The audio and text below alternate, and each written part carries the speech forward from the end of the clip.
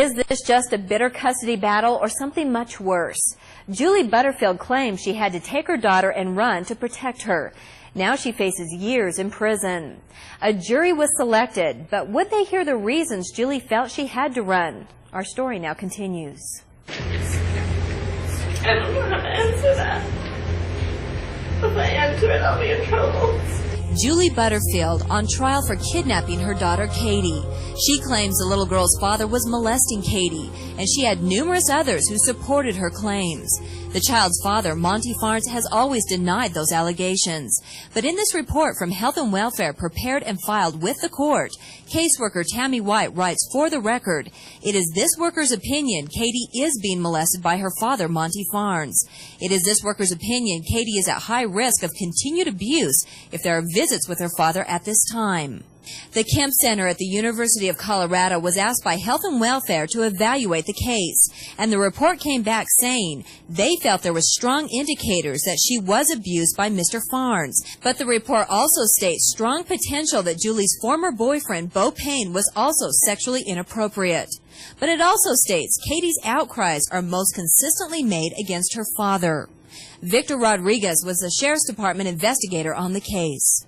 Do you feel confident about the investigation that you did, that this was actually occurring and that he was the suspect involved in this? Yes, I feel that he should have been charged criminally.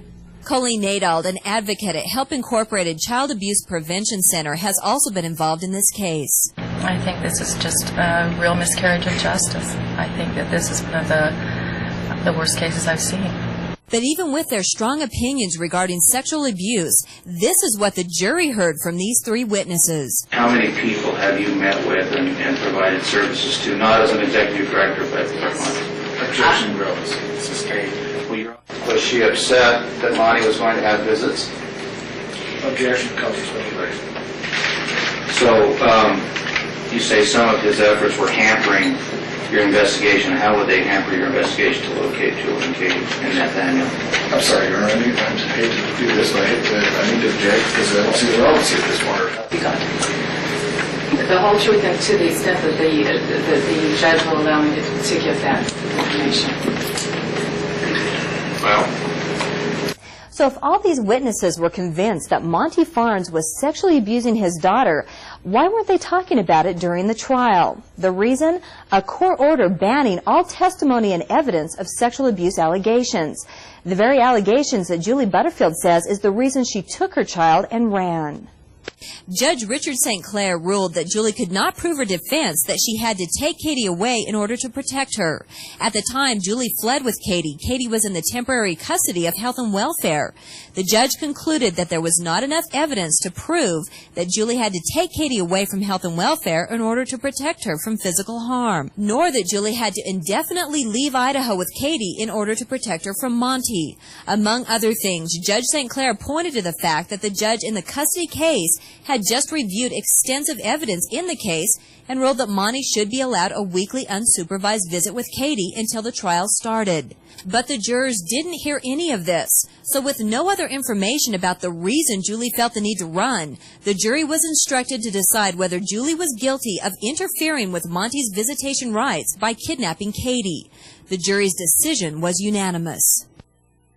We, the jury, unanimously find the defendant, Julie Butterfield, guilty.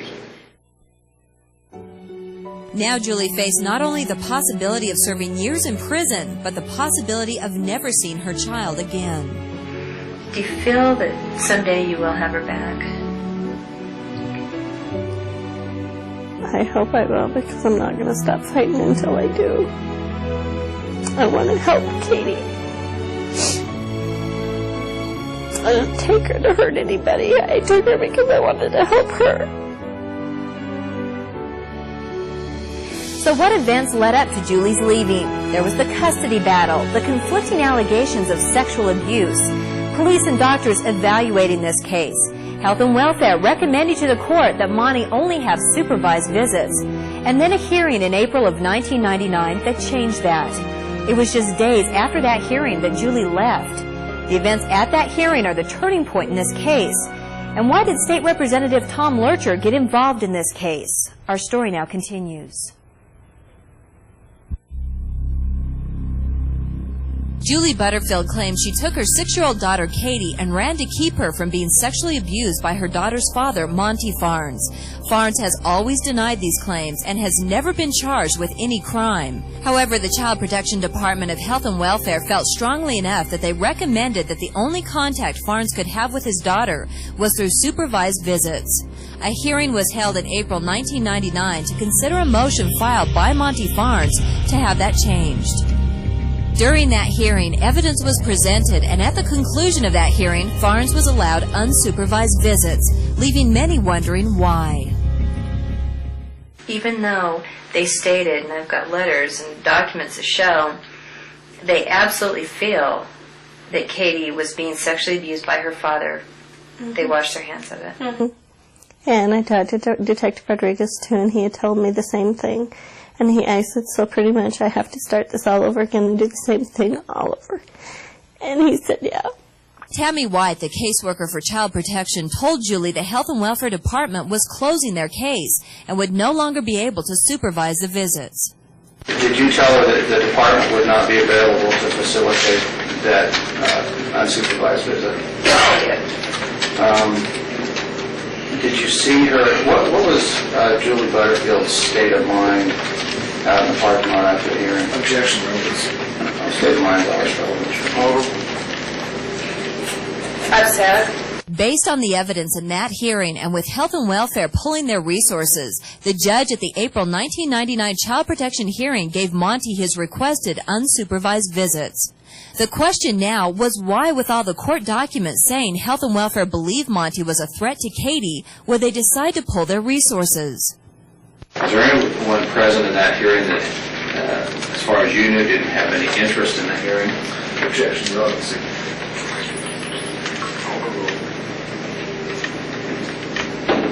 Yes. And who? State Representative Tom Lurcher. Now, it's been testified to that a Mr. Tom Lurcher was at this hearing. Do you know who that person is? Yes, I do. Now, was he at that hearing, as you recall? Yes, he was. Well, how did you know that hearing was going on? Do you know He had that? interest in the case. I'm sorry? He had interest in the case. How did you find out about the case, do you know? I told him. Why? Because I believe he's a man of wisdom.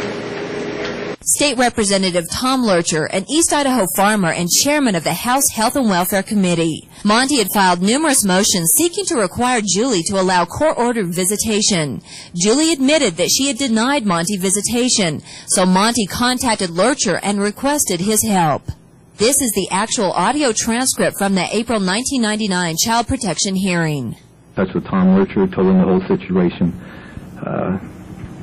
He's seen the videos. I called him and asked for him to please, if he could, try to help me to get a visit for that day. I reassured Tom that she's not saying I cannot have my visit. She's just apathetic and not doing anything towards. And he stopped me about right there and said, Monty, don't stick up for her. If she wanted this visit, if her and Child Protection wanted this visit to happen, it would happen. And he goes, I'll show you. And we hung up the phone. And he called Lee Smith, he called Child Protection, and he called me right back, let me know he contacted them. Within a matter of minutes, I get a call from Michelle saying, when, where, and how. Julie and others who were present in the courtroom that day feel Lurcher's presence and his position overseeing legislation affecting health and welfare changed the outcome of that hearing. They all walked out on us. Even after they believed that he was doing those things to Katie, and they knew he was. I know they did. But because of Lurcher, they just backed out. Health and welfare officials told me they couldn't comment on this case, but they did say their decisions are not influenced by any state legislator. Tom Lurcher didn't want to be interviewed on camera, but told me because he was the chairman of the Health and Welfare Committee, it was his responsibility to make sure that the department did its job. He told me several times there had been numerous mistakes made by the department, and when I referred to caseworker Tammy White's report for the court about the alleged abuse, he said that report was simply her opinions. He said he felt Monty was being given the runaround concerning his visitation, and after over a year's worth of investigation with no charges being filed against Monty, That is when he decided to step in. Coming up, we'll have the conclusion of our story and find out where Katie is now.